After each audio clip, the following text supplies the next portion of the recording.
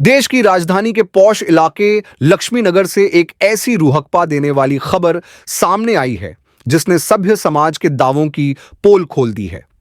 महज एक प्रॉपर्टी विवाद, जिम के मालिकाना हक को लेकर दबंगों ने एक हंसते खेलते परिवार को न सिर्फ लहूलुहान किया, बल्कि उन्हें वो जख्म दिए जो कभी नहीं भरेंगे। पीड़ित महिला रीता गर्ग के अनुसार विवाद उनकी अपनी प्रॉपर्टी को लेकर था।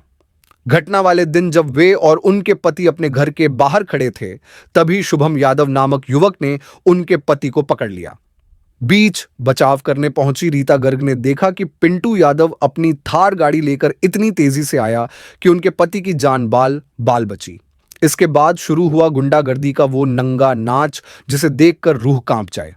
रीता गर्ग ने नम आंखों से बताया, उन्होंने मेरे पेट में लातें मारी, मेरे बाल खींचे और मुझे बुरी तरह अपमानित किया। जब मैं मदद के लिए थाने की तरफ भागी, तब तक वे लोग घर में घुस गए और मेरे बेटे को घसीटते हुए बाहर ले आए। उन्होंने उसे सरेआम निर्वस्त्र किया और नंगा करके पीटा। मेरा बेटा हाथ जोड़कर भीख मांगता रहा, पर किसी को दया नहीं आई। क्या यह बलात्कार से कम है? यह घटना 2 जनवरी की बताई जा रही है। सोशल मीडिया पर वायरल हो रहे वीडियो में साफ देखा जा सकता है कि 4-5 लोग एक युवक को घेरकर मार रहे हैं, उसे निर्वस्त्र कर दिया गया है और लोग तमाशबीन बने खड़े हैं। राजधानी में इस तरह की घटना होना कानून व्यवस्था पर एक बड़ा काला धब्बा है। यदि एक व्यस्त इलाके में अपराधी एक परिवार को घर से खींचकर निर्वस्त्र कर सकते हैं, तो आम आदमी की सुरक्षा की गारंटी कौन देगा? पुलिस प्रशासन को इस मामले में न केवल त्वरित गिरफ्तारी करनी चाहिए, बल्कि ऐसी धाराओं में मुकदमा दर्ज करना चाहिए जो समाज में एक कड़ा उदाहरण पेश करे। ये बेसमेंट और ये ग्राउंड फ्लोर मेरी प्रॉपर्टी है, हम लोगों के मेरे नाम है और हमारी प्रॉपर्टी है। क्या हम अपनी प्रॉपर्टी पे खड़े नहीं हो सकते? हम बस उस दिन मेरे हस्बैंड किसी काम से आए थे घर, हम लोग बाहर खड़े हुए थे, सिर्फ अपने बेसमेंट के गेट पे सिर्फ खड़े हुए थे हम लोग। इतनी देर में एक लड़का आया, शुभम यादव, उसे मेरे हस्बैंड को पकड़ लिया।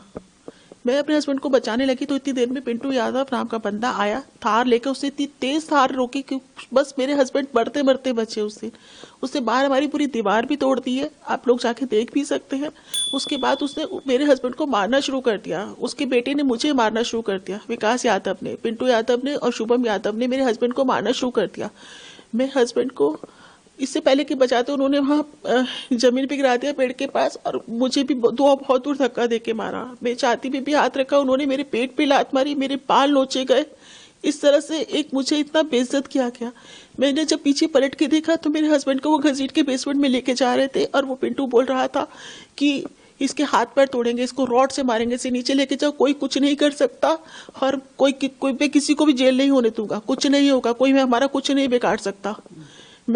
इसलिए मैं पुलिस स्टेशन मदद के लिए भागी। मैं वहाँ SHO साहब के ऑफिस में भी घुसी। उसने मेरे को धक्का दिया और फिर किसका नौकर है? वो पिंटू यादव का नौकर था वो। और फिर इसके बाद पिंटू थार लेकर आया, जोर से उसे बड़ी स्पीड से लाया, उसने जोर से मारा, वो तो बच गया। मैं तो उसी दिन एक्सीडेंट हो गया था। फिर वो नीचे उतरते उसने मेरे को मुक्कों से मारा और मेरे को उसे धक्का दे सीढ़ी के बल नीचे गिरा।